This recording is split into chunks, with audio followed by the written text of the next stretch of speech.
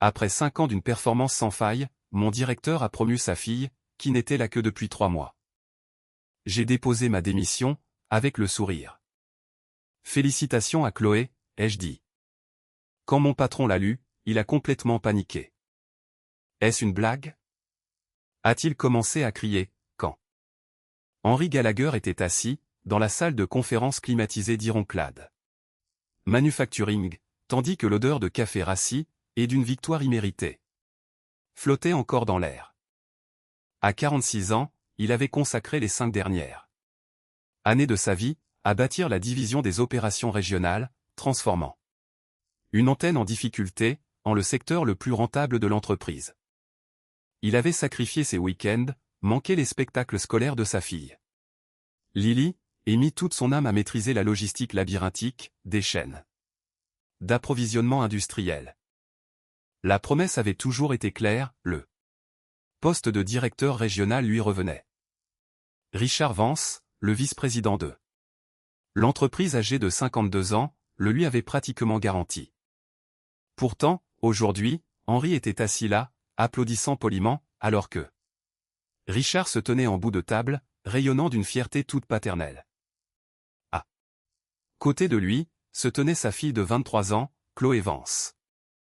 Fraîchement diplômée d'une école de commerce, sans aucune expérience du monde réel, elle n'était dans l'entreprise que depuis 3 mois. Elle était désormais la nouvelle directrice des opérations régionales. Chloé va accomplir de grandes choses pour cette entreprise, annonça Richard. De sa voix forte, empreinte d'un enthousiasme forcé. Elle apporte un regard neuf, et, bien sûr, Henry, ici présent, a été d'une aide précieuse pour la mettre à niveau. Henry hocha la tête, gardant un visage neutre. Il avait passé les 3 derniers mois à la former, croyant à ce mensonge, selon lequel elle n'était qu'une nouvelle recrue enthousiaste, venue apprendre le métier. En réalité, il avait creusé sa propre tombe professionnelle, transmettant 5 années de processus méticuleusement documentés, de relations avec les fournisseurs, et de stratégies opérationnelles, à la fille du patron. La réunion prit fin, et la pièce s'emplit de murmures de félicitations. Henry rassembla ses dossiers, d'un mouvement lent et délibéré. Une étrange clarté l'envahit alors. L'anxiété et l'épuisement, qui le tourmentaient depuis des mois, s'évanouirent. Remplacés par une prise de conscience froide et implacable. Il n'était pas obligé de subir cela. Alors que la salle se vidait, Richard le retint par le bras. Henry, reste une seconde, s'il te plaît. Ils se retrouvèrent seuls. Dans le calme de la salle de conférence. Richard desserra sa cravate, tentant de paraître compréhensif. Je sais que ça fait un peu mal, mais tu comprends. N'est-ce pas? Ce n'est pas personnel. Le conseil d'administration veut des idées neuves, une nouvelle énergie. Tu as une valeur inestimable pour nous, Henry. Nous avons besoin de ta stabilité. Nous avons besoin que tu continues à soutenir Chloé. Assez de valeur pour la former, mais pas assez pour être promu, dit Henry, d'une voix d'un calme absolu. La façade bienveillante de Richard s'effrita, laissant poindre un éclair d'irritation. Soyons réalistes, Henry. Tu as une pension alimentaire à payer. Tu dois penser à Lily. Tu as besoin d'eux.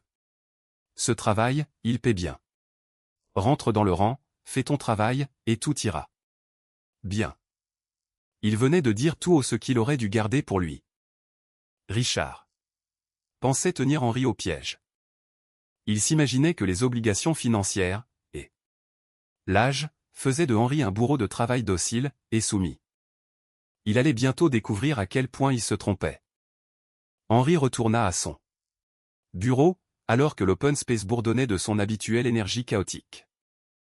Les téléphones sonnaient, les claviers claquaient, et des problèmes surgissaient, que lui seul savait résoudre. Il s'assit, ouvrit son ordinateur et commença à taper. Ce n'était ni un rapport trimestriel, ni une stratégie de négociation avec les fournisseurs. C'était une lettre de démission. Il ne fit pas de scène. Il attendit patiemment vendredi après-midi, à 16h30.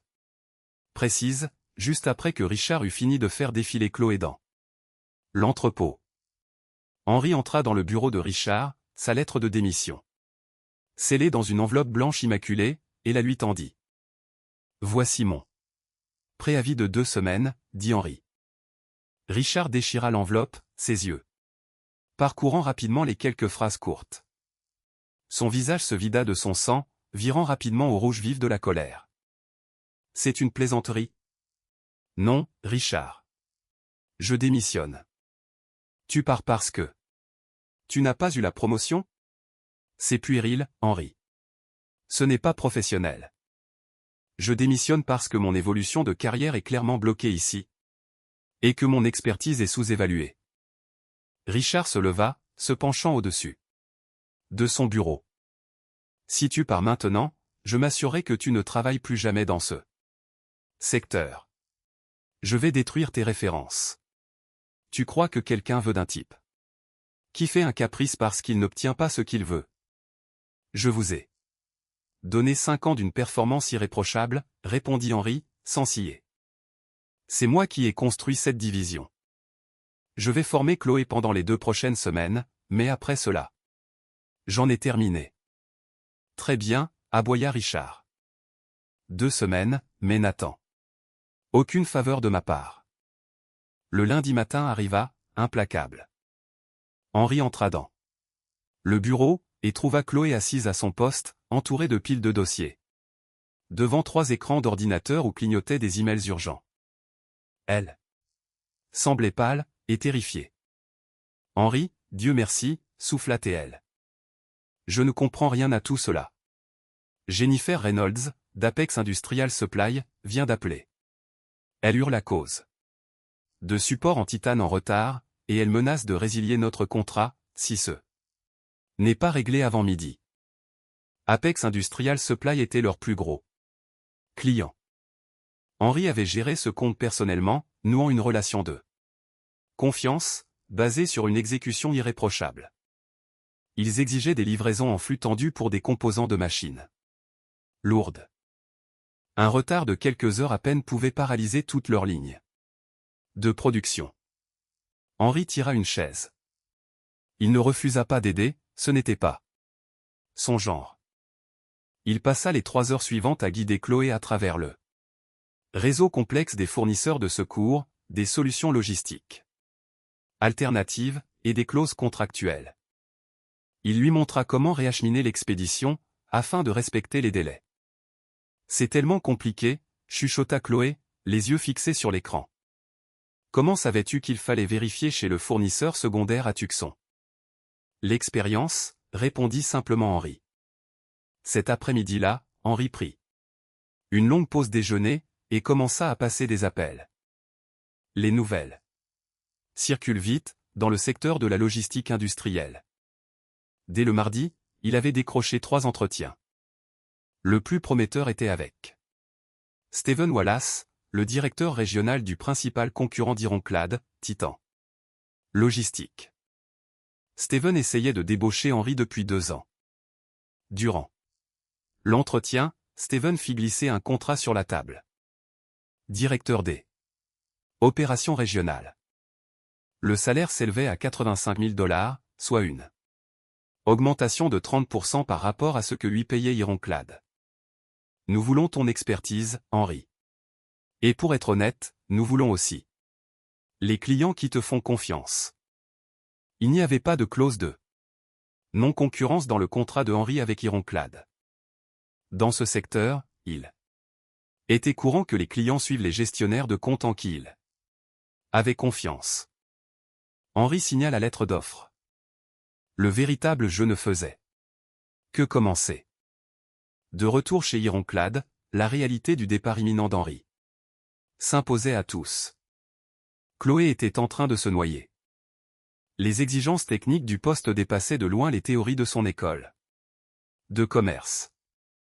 Elle ne comprenait ni les subtilités de la chaîne d'approvisionnement, ni les nuances des négociations avec les fournisseurs, ni l'importance critique de la conformité à la loi WARN concernant la gestion du Personnel de l'entrepôt. Richard, réalisant la catastrophe qui se profilait, tenta de faire marche arrière. Il convoqua Henri dans son bureau le jeudi. « D'accord Henri, soyons raisonnables, dit Richard, d'un ton conciliant. Et si nous te nommions directeur associé? Tu gardes ton salaire actuel, tu gères toutes les opérations techniques, et Chloé se concentre sur la vision stratégique. Vous seriez, pour l'essentiel, co-directeur. Donc, je fais tout le travail, elle en tire tout. Le mérite, et vous n'avez pas à admettre que vous avez fait une erreur? Henri secoua la tête. Je refuse l'offre. Mon dernier jour est demain. Le visage de Richard se contracta de rage. J'ai entendu dire que tu passais des entretiens chez Titan Logistique. Tu essaies de nous voler nos clients. Les clients appartiennent à celui qui fournit le meilleur service, rétorqua Henri. Et pour l'instant, cette division est un navire en train de sombrer. Je vais te poursuivre en justice pour manquement à ton obligation fiduciaire. Hurla Richard. Je vais t'enterrer sous les frais de justice. Bonne chance avec ça, dit Henri, en lui tournant le dos pour sortir. Le vendredi fut le dernier jour de Henri. Il laissa une documentation complète à Chloé. Il ne voulait pas la saboter, il voulait simplement partir. En remettant son badge de sécurité, il ressentit un profond sentiment de libération. Il avait survécu à la trahison, et il repartait plus fort. Mais les conséquences du népotisme de Richard ne faisaient que commencer à se faire sentir. Le lundi matin apporta son lot de chaos chez Ironclad Manufacturing, exactement comme Henri l'avait prédit. Chloé Vance arriva tôt, espérant prendre de l'avance sur cette charge de travail insurmontable, mais elle avait déjà des heures de retard. Son bureau était une véritable forteresse de mails non lus de fournisseurs, de demandes logistiques urgentes, et de documents de conformité légale, qu'elle ne savait absolument pas classer. La crise majeure du jour concernait leur deuxième plus grand client, Copperfield Manufacturing, qui avait envoyé 3 emails. Paniqué au sujet d'une cargaison manquante de roulement de qualité industrielle. Où se trouve le numéro de suivi pour l'expédition de Copperfield? Marmonna Chloé, cliquant frénétiquement dans le logiciel propriétaire, que Henri avait passé des années à personnaliser. Ce logiciel, bien qu'efficace, reposait sur une architecture ancienne, exigeant une connaissance approfondie du réseau logistique sous-jacent. Il n'avait rien d'intuitif pour quelqu'un dont la seule expérience consistait à lire des études de cas, dans la bibliothèque confortable d'une université. Richard entra, tenant à la main une tasse de café haut de gamme. « Comment ça va, Chloé? Tout est sous contrôle ?» Chloé leva les yeux, le regard écarquillé par la panique. « Papa, je ne trouve pas les numéros de suivi. Et il y a une alerte qui clignote concernant un problème de conformité à la loi. Warn, à l'entrepôt du Nevada. Qu'est-ce que ça signifie? » Richard agita la main d'un geste dédaigneux. « Ne t'inquiète pas pour la loi Warn pour l'instant. Concentre-toi plutôt sur Copperfield. Appelle le responsable de l'entrepôt, et dis-lui d'accélérer l'expédition. » J'ai essayé, dit Chloé, la voix légèrement tremblante. Le responsable de l'entrepôt a répondu que nous ne pouvions pas accélérer le processus, car le fournisseur secondaire à Phoenix n'a pas encore libéré les stocks, et je ne sais pas qui contacter là-bas. Richard fronça les sourcils. Henri aurait dû laisser une liste de contacts. Il l'a fait, répondit Chloé, affichant un immense tableur. Mais il y a 40 fournisseurs différents à Phoenix, et j'ignore lequel fournit les roulements spécifiques dont Copperfield a besoin. Les numéros de pièces dans notre système ne correspondent pas au catalogue des fournisseurs. C'était là le travail invisible que Henri accomplissait quotidiennement. Traduire les données brutes, et souvent confuses, des approvisionnements industriels en une logistique exploitable. Richard, qui avait passé sa carrière à gérer des feuilles de calcul, et à courtiser des cadres supérieurs, n'avait Aucune idée de la complexité réelle de la tâche. Pendant ce temps, Henry était assis, dans les bureaux élégants et modernes de Titan Logistique, suivant sa formation d'intégration avec Stephen Wallace. Le contraste entre les deux entreprises était saisissant. Ironclad promouvait selon les liens du sang, tandis que Titan promouvait selon les compétences. Nous lançons une offensive majeure dans le sud-ouest ce trimestre, expliqua Stephen, en projetant une carte sur l'écran mural. Nous devons acquérir des parts de marché de manière agressive. Ironclad y est dominante, mais d'après ce que j'entends, il s'apprête à traverser de fortes turbulences. Henry sourit. Des turbulences? C'est un euphémisme. Il vole à l'aveugle, en plein ouragan. D'ici vendredi, Copperfield Manufacturing cherchera un nouveau fournisseur, je te le garantis. Stephen sourit, un sourcil levé. Tu as l'air très confiant. Je connais le compte de Copperfield sur le bout des doigts, dit Henry. Leur directrice des achats, Jennifer Reynolds, est d'une impatience légendaire.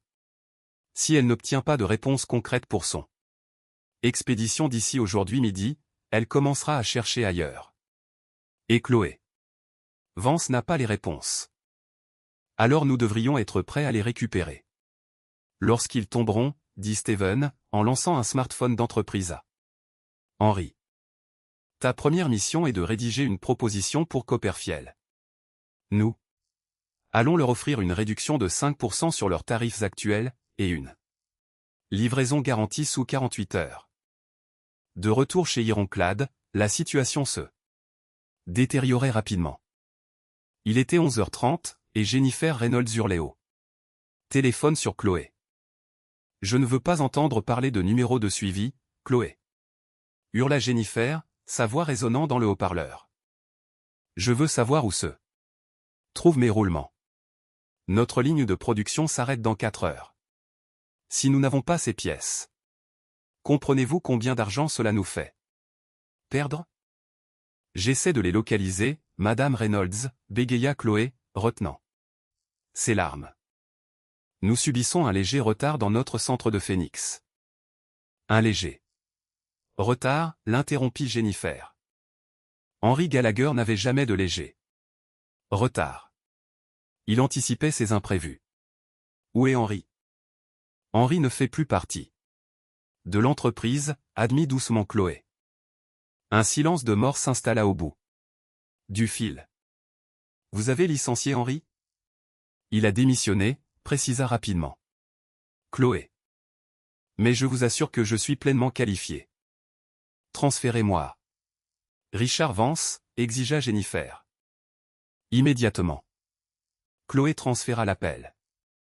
2 minutes plus tard, Richard sortit de son bureau en tempêtant, le visage rouge de colère. Il s'approcha du bureau de Chloé à grands pas. Que as-tu dit à Jennifer, siffla-t-il. Je lui ai juste dit la vérité, se défendit Chloé. Je lui ai dit que l'expédition avait du retard, et que Henry était parti. On ne dit jamais la vérité à un client, quand la vérité nous fait paraître incompétent, trancha Richard. Maintenant, elle menace de retirer son compte. Tu devais arranger ça, Chloé. Appelle le fournisseur de Phoenix, et fais bouger ses roulements. Je ne sais pas qui appeler, répliqua Chloé en criant, craquant enfin sous la pression. Je ne comprends rien à la façon dont tout cela fonctionne.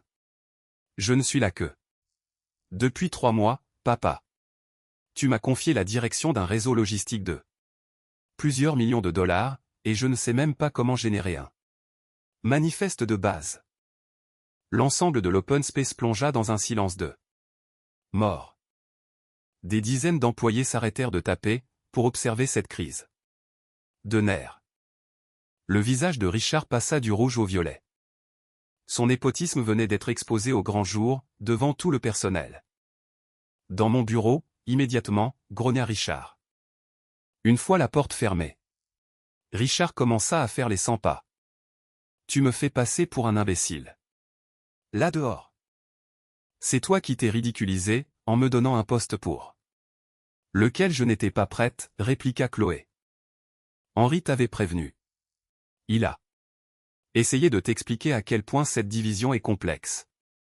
Mais tu n'as pas écouté, parce que tu voulais jouer les grands patrons, et m'offrir un titre prestigieux. Je t'ai donné une opportunité. Tu m'as offert un cauchemar, je suis en train de couler. Papa, le problème de conformité à la loi Warren. Il s'avère qu'Henri gérait une transition progressive du personnel de l'entrepôt, pour éviter de déclencher une notification de licenciement collectif. Comme je n'ai pas suivi son calendrier informel, nous venons de licencier accidentellement 50 personnes le même jour. Nous sommes en violation directe des lois fédérales sur le travail. Le ministère du Travail va nous infliger des amendes de plusieurs centaines de milliers de dollars. Richard se figea. Quoi? Et ce n'est pas tout. Continua Chloé, sortant une pile de documents de sa chemise. Pour essayer d'accélérer la livraison de Copperfield, j'ai signé un accord de partenariat avec un nouveau fournisseur dans le Nevada. Je n'ai pas lu les petits caractères. Ils utilisent un algorithme de tri breveté, pour lequel nous sommes désormais légalement responsables d'une violation de brevet, selon l'article 35 du Code des États-Unis. Section 271. Nous n'avons pas la licence pour utiliser leur système propriétaire dans notre réseau. Nous risquons un procès massif si le titulaire du brevet s'en aperçoit. Richard se laissa aller dans son fauteuil en cuir, le visage blême. Moins de 40 jours après le départ de Henri, la division régionale avait enfreint les lois fédérales sur le travail, commis une violation de brevet, et s'était aliéné son deuxième plus grand client. Nous devons faire revenir Henri, murmura Richard. Il est parti, papa. Il travaille pour Titan Logistique. La tête de Richard se redressa brusquement. Titan? Il est parti chez notre principal concurrent, et il est probablement en train d'emmener nos clients avec lui, dit Chloé, sa voix retombant dans un murmure. Richard saisit son téléphone, et composa le numéro de Henri. Il tomba directement sur sa messagerie. Il rappela. Toujours rien. Il projeta violemment le téléphone sur le bureau. Il nous a piégés. Il savait que cela arriverait. Il a tout planifié. Il n'a rien planifié. Du tout, dit doucement Chloé, alors que la vérité s'imposait enfin à elle. Il a simplement arrêté de nous protéger, contre notre propre incompétence. Dès le mercredi, la blessure se transforma en hémorragie. Jennifer Reynolds mit officiellement fin au compte de Copperfield, invoquant une rupture de contrat. Dû au non-respect de la livraison de composants essentiels. Moins d'une heure après cette résiliation, elle signait un nouveau contrat avec Titan Logistique, négocié directement par Henri Gallagher. Lorsque la nouvelle parvint à Charles Higgins, le grand patron du groupe, et supérieur direct de Richard à Chicago, sa réaction fut immédiate et brutale. Charles prit un vol pour le bureau régional dès le jeudi matin. C'était un homme qui ne tolérait pas l'échec, et la perte du comte Copperfield représentait un désastre absolu. Charles évita soigneusement le bureau de Richard, et convoqua immédiatement une réunion d'urgence, dans la grande salle de conférence. Richard et Chloé s'assirent à la table, ressemblant à des condamnés à mort en attente de leur exécution. Laissez-moi m'assurer que je comprends bien la situation, commença Charles, d'une voix dangereusement calme. En l'espace d'une semaine, nous avons perdu notre directeur des opérations le plus expérimenté, perdu notre deuxième plus grand client au profit de notre concurrent direct, enfreint la loi Warren, et potentiellement exposé l'entreprise à un procès massif pour violation de brevet. Richard s'éclaircit la gorge. Charles, je peux expliquer. Henri Gallagher était mécontent. Il a saboté la transition, et s'est approprié des relations clients exclusives. Les relations clients ne sont pas exclusives à moins qu'il n'y ait une clause de non-concurrence, que vous avez négligé d'obtenir, répliqua sèchement Charles. Et d'après ce que j'ai pu constater en analysant les registres, Henri n'a rien saboté du tout. Il a simplement arrêté de faire le travail de 3 personnes à lui seul. Charles tourna son regard glacial vers Chloé. Mademoiselle Vance, quelle est votre analyse de la situation? Chloé prit une profonde inspiration. Elle avait passé les 3 derniers jours à essayer de réparer les dégâts, et elle était épuisée. Mon analyse, c'est que je ne suis absolument pas qualifié pour ce poste. On m'a donné un titre sans l'expérience nécessaire, et cela a coûté des millions de dollars à cette entreprise. Richard regarda sa fille, stupéfait. Chloé, qu'est-ce que tu fais? Je dis la vérité, papa, répondit-elle, en se tournant vers lui.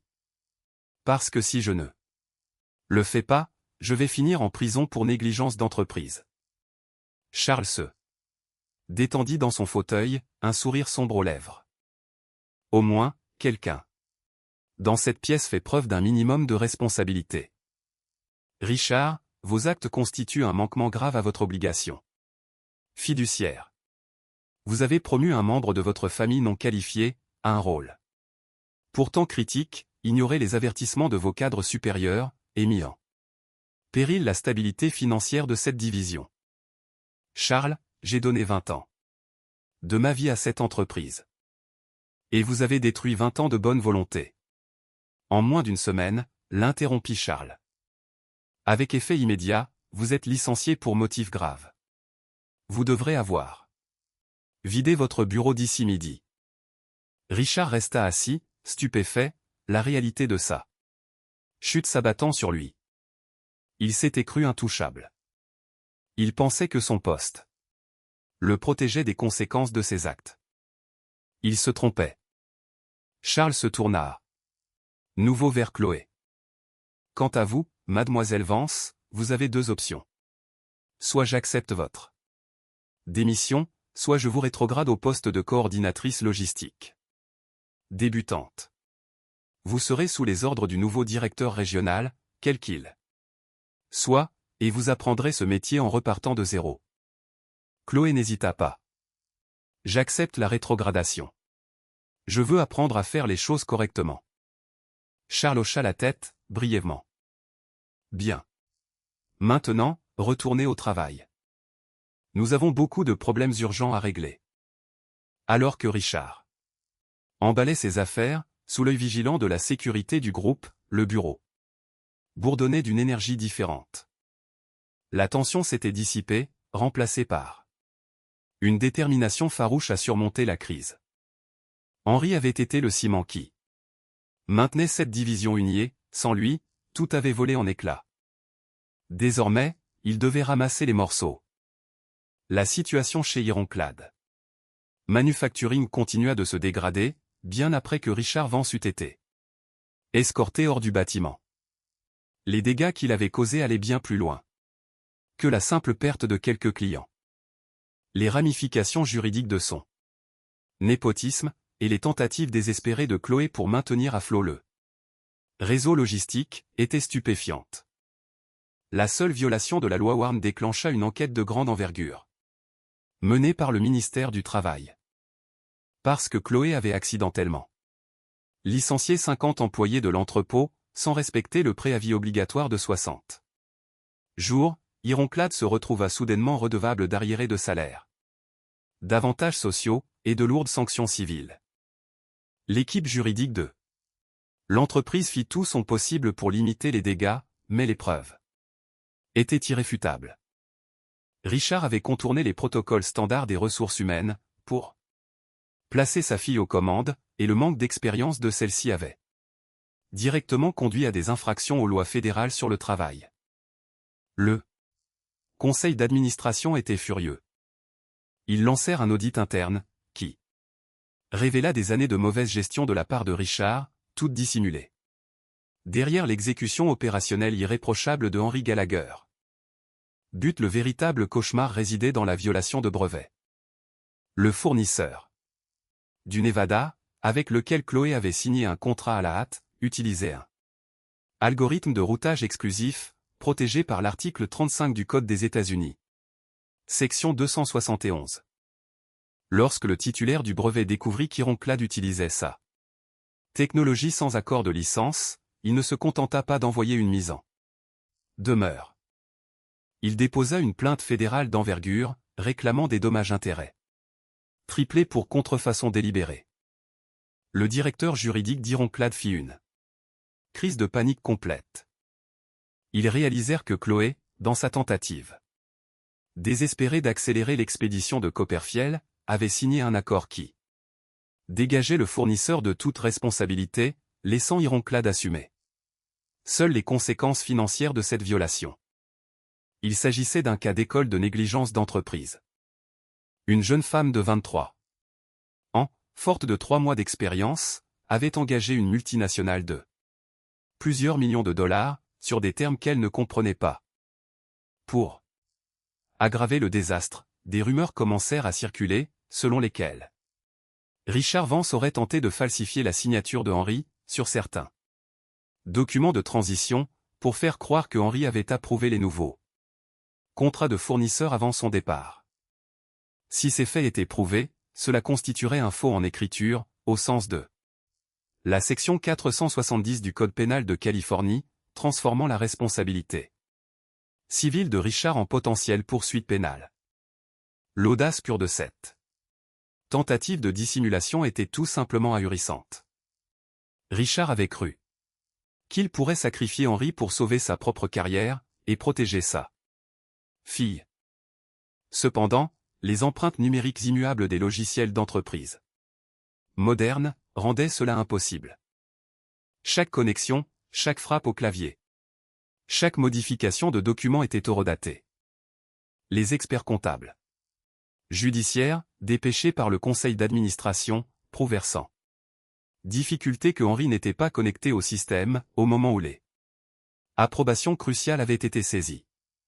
Le conseil d'administration, confronté à une révolte des actionnaires due à l'effondrement du cours de l'action, et aux poursuites judiciaires imminentes, n'eut d'autre choix que d'engager des poursuites judiciaires contre Richard Vance, pour manquement à son devoir fiduciaire. Il avait fait passer sa famille avant l'entreprise, négliger ses responsabilités de gestionnaire, et exposer la société à un risque catastrophique. Richard, autrefois un puissant vice-président, faisait désormais face à la ruine financière. Son parachute doré fut annulé, ses options d'achat d'actions furent gelées, et il passait désormais ses journées dans d'interminables dépositions, essayant de défendre l'indéfendable. Pendant ce temps, chez Titan Logistique, Henry Gallagher s'épanouissait pleinement. Sa transition s'était déroulée de manière fluide. Il avait amené avec lui, non seulement Copperfield Manufacturing, mais aussi 3 autres clients majeurs, fatigués de la descente soudaine d'Ironclad dans le chaos. Stephen Wallace était ravi. Henry reçut enfin les ressources, et le respect, qu'il avait toujours mérité. Il reconstruisit ses réseaux logistiques, optimisa les chaînes d'approvisionnement de Titan, et assura enfin la stabilité financière nécessaire à l'avenir de sa fille Lily. Il n'avait plus à travailler les week-ends pour pallier les failles d'une direction incompétente. Il était reconnu pour son expertise, et non pour sa propension à réparer discrètement les erreurs des autres. Le contraste entre les deux entreprises offrait une leçon flagrante de gouvernance d'entreprise. Ironclad avait privilégié le népotisme, et les qualifications superficielles. Titan privilégiait l'expérience, et les compétences réelles. Les résultats parlaient d'eux-mêmes. 6 mois après la démission d'Henry, Ironclad Manufacturing fut contrainte de régler le litige sur la violation de brevets par un accord amiable de plusieurs millions, ce qui amputa lourdement ses résultats trimestriels. L'entreprise était toujours enlisée dans l'enquête du ministère du Travail, et sa part de marché régional s'était effondrée. Chloé Vance, à son honneur, avait tenu bon à son poste de coordinatrice débutante. Elle apprenait discrètement le métier sur le terrain, s'efforçant de réparer le désastre qu'elle avait involontairement provoqué. Elle finit par comprendre qu'Henry ne les avait pas sabotés. Il avait simplement été le pilier porteur, qui évitait à toute la structure de s'effondrer. Des années plus tard, Henri repenserait occasionnellement à cette réunion fatidique dans la salle de conférence. Il se souviendrait du visage suffisant de Richard, de l'assurance injustifiée de Chloé, et de sa propre prise de conscience soudaine. Il avait passé 5 ans à s'entendre dire d'attendre, d'être patient, et d'espérer que son travail acharné finirait par payer. Il avait appris à ses dépens que la loyauté envers une entreprise qui ne vous respecte pas n'est que de l'auto-sabotage. Le véritable pouvoir appartient à ceux qui construisent et maintiennent les systèmes, ces personnes dont l'expertise reste invisible jusqu'au jour où elle disparaît. Lorsqu'il s'était enfin levé pour partir, il n'avait pas seulement sauvé sa carrière. Il avait provoqué un règlement de compte inévitable. Il avait prouvé que l'on ne peut pas gérer une réalité complexe, avec de l'arrogance et du népotisme. Les personnes qui vous disent de rester à votre place sont bien souvent celles qui n'ont aucune idée du fonctionnement réel de la machine. Et parfois, la vengeance la plus profonde consiste simplement à les laisser se débrouiller par eux-mêmes. Le succès de Henri chez Titan Logistique ne cessa de croître. Il optimisa les itinéraires, négocia de meilleurs tarifs avec les transporteurs, et bâtit une équipe de professionnels dévoués, qui respectaient son leadership. Il se trouvait enfin dans un environnement où ses 15 années d'expérience, durement acquises, étaient valorisées. La douleur de la trahison de Richard Vance s'estompa, remplacée par la satisfaction de construire quelque chose de réellement fonctionnel. Il observait de loin les difficultés d'Ironclad à reprendre pied. C'était une mise en garde salutaire sur ce qui se produit, lorsque la direction privilégie l'ego au détriment de l'expertise. Le secteur en tira une leçon précieuse, on ne peut pas simuler la compétence en logistique. La chaîne d'approvisionnement exige de la précision, de l'expérience, et un engagement inébranlable envers l'excellence opérationnelle. Henri possédait toutes ces qualités, et Titan Logistique en récolta les fruits. Le succès de Henri chez Titan Logistique ne cessa de croître. Il optimisa les itinéraires, négocia de meilleurs tarifs avec les transporteurs, et bâtit une équipe de professionnels dévoués, qui respectaient son leadership. Il se trouvait enfin dans un environnement où ses 15 années d'expérience, durement acquises, étaient valorisées. La douleur de la trahison de Richard Vance s'estompa, remplacée par la satisfaction de construire quelque chose de réellement fonctionnel. Il observait de loin les difficultés d'Ironclad à reprendre pied. C'était une mise en garde salutaire sur ce qui se produit, lorsque la direction privilégie l'ego au détriment de l'expertise. Le secteur en tira une leçon précieuse, on ne peut pas simuler la compétence en logistique. La chaîne d'approvisionnement exige de la précision, de l'expérience, et un engagement inébranlable envers l'excellence opérationnelle. Henri possédait toutes ces qualités, et Titan Logistique en récolta les fruits. Le succès de Henri chez Titan Logistique ne cessa de croître. Il optimisa les itinéraires, négocia de meilleurs tarifs avec les transporteurs, et bâtit une équipe de professionnels dévoués, qui respectaient son leadership. Il se trouvait enfin dans un environnement où ses 15 années d'expérience, durement acquises, étaient valorisées.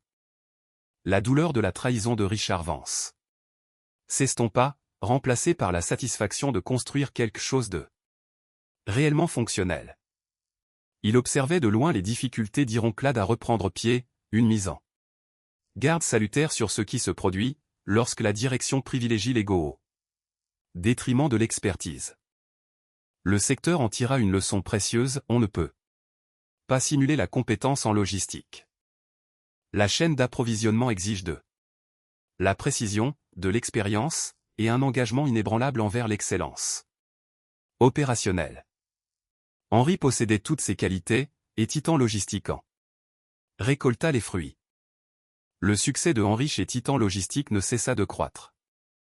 Il optimisa les Itinéraire, négocia de meilleurs tarifs avec les transporteurs, et bâtit une équipe de professionnels dévoués, qui respectaient son leadership. Il se trouvait enfin dans un environnement, où ses 15 années d'expérience, durement acquises, étaient valorisées. La douleur de la trahison de Richard Vance s'estompa, remplacée par la satisfaction de construire quelque chose de réellement fonctionnel. Il observait de loin les difficultés d'Ironclad à reprendre pied. C'était une mise en garde salutaire sur ce qui se produit, lorsque la direction privilégie l'ego au détriment de l'expertise. Le secteur en tira une leçon précieuse, on ne peut pas simuler la compétence en logistique. La chaîne d'approvisionnement exige de la précision, de l'expérience, et un engagement inébranlable envers l'excellence opérationnelle. Henry possédait toutes ces qualités, et Titan Logistique en récolta les fruits. Le succès de Henry chez Titan Logistique ne cessa de croître. Il optimisa les itinéraires, négocia de meilleurs tarifs avec les transporteurs, et bâtit une équipe de professionnels dévoués, qui respectaient son leadership. Il se trouvait enfin dans un environnement, où ses 15 années d'expérience, durement acquises, étaient valorisées. La douleur de la trahison de Richard Vance s'estompa, remplacée par la satisfaction de construire quelque chose de réellement fonctionnel. Il observait de loin les difficultés d'Ironclad à reprendre pied. C'était une mise en garde salutaire sur ce qui se produit, lorsque la direction privilégie l'ego au détriment de l'expertise. Le secteur en tira une leçon précieuse, on ne peut pas simuler la compétence en logistique. La chaîne d'approvisionnement exige de la précision, de l'expérience, et un engagement inébranlable envers l'excellence opérationnelle. Henry possédait toutes ces qualités, et Titan Logistique en récolta les fruits. Le succès de Henry chez Titan Logistique ne cessa de croître. Il optimisa les itinéraires, négocia de meilleurs tarifs avec les transporteurs, et bâtit une équipe de professionnels dévoués, qui respectaient son leadership. Il se trouvait enfin dans un environnement, où ses 15 années d'expérience, durement acquises, étaient valorisées. La douleur de la trahison de Richard Vance s'estompa, remplacée par la satisfaction de construire quelque chose de réellement fonctionnel. Il observait de loin les difficultés d'Ironclad à reprendre pied. C'était une mise en garde salutaire sur ce qui se produit, lorsque la direction privilégie l'ego au détriment de l'expertise. Le secteur en tira une leçon précieuse, on ne peut pas simuler la compétence en logistique. La chaîne d'approvisionnement exige de la précision, de l'expérience, et un engagement inébranlable envers l'excellence opérationnelle. Henry possédait toutes ces qualités, et Titan Logistique en récolta les fruits. Le succès de Henry chez Titan Logistique ne cessa de croître. Il optimisa les itinéraires, négocia de meilleurs tarifs avec les transporteurs, et bâtit une équipe de professionnels dévoués, qui respectaient son leadership. Il se trouvait enfin dans un environnement, où ses 15 années d'expérience, durement acquises, étaient valorisées. La douleur de la trahison de Richard Vance s'estompa, remplacée par la satisfaction de construire quelque chose de réellement fonctionnel. Il observait de loin les difficultés d'Ironclad à reprendre pied. C'était une mise en garde salutaire sur ce qui se produit, lorsque la direction privilégie l'ego au détriment de l'expertise. Le secteur en tira une leçon précieuse, on ne peut pas simuler la compétence en logistique. La chaîne d'approvisionnement exige de la précision, de l'expérience, et un engagement inébranlable envers l'excellence opérationnelle. Henry possédait toutes ces qualités, et Titan Logistique en récolta les fruits. Le succès de Henry chez Titan Logistique ne cessa de croître.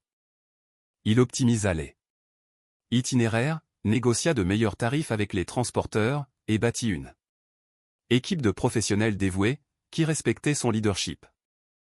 Il se trouvait enfin dans un environnement, où ses 15 années d'expérience, durement acquises, étaient valorisées. La douleur de la trahison de Richard Vance s'estompa, remplacée par la satisfaction de construire quelque chose de réellement fonctionnel. Il observait de loin les difficultés d'Ironclade à reprendre pied. C'était une mise en garde salutaire sur ce qui se produit lorsque la direction privilégie l'ego au détriment de l'expertise. Le secteur en tira une leçon précieuse: on ne peut pas simuler la compétence en logistique. La chaîne d'approvisionnement exige de la précision, de l'expérience, et un engagement inébranlable envers l'excellence opérationnelle. Henry possédait toutes ces qualités, et Titan Logistique en récolta les fruits. Le succès de Henry chez Titan Logistique ne cessa de croître. Il optimisa les itinéraires, négocia de meilleurs tarifs avec les transporteurs, et bâtit une équipe de professionnels dévoués, qui respectaient son leadership. Il se trouvait enfin dans un environnement où ses 15 années d'expérience, durement acquises, étaient valorisées. La douleur de la trahison de Richard Vance s'estompa, remplacée par la satisfaction de construire quelque chose de réellement fonctionnel. Il observait de loin les difficultés d'Ironclade à reprendre pied. C'était une mise en garde salutaire sur ce qui se produit lorsque la direction privilégie l'ego au détriment de l'expertise. Le secteur en tira une leçon précieuse: on ne peut pas simuler la compétence en logistique. La chaîne d'approvisionnement exige de la précision, de l'expérience, et un engagement inébranlable envers l'excellence opérationnelle. Henry possédait toutes ces qualités, et Titan Logistique en récolta les fruits. Le succès de Henry chez Titan Logistique ne cessa de croître. Il optimisa les itinéraires, négocia de meilleurs tarifs avec les transporteurs, et bâtit une équipe de professionnels dévoués, qui respectaient son leadership. Il se trouvait enfin dans un environnement où ses 15 années d'expérience, durement acquises, étaient valorisées. La douleur de la trahison de Richard Vance s'estompa, remplacée par la satisfaction de construire quelque chose de réellement fonctionnel. Il observait de loin les difficultés d'Ironclade à reprendre pied. C'était une mise en garde salutaire sur ce qui se produit lorsque la direction privilégie l'ego au détriment de l'expertise. Le secteur en tira une leçon précieuse: on ne peut pas simuler la compétence en logistique. La chaîne d'approvisionnement exige de la précision, de l'expérience, et un engagement inébranlable envers l'excellence opérationnelle. Henry possédait toutes ces qualités.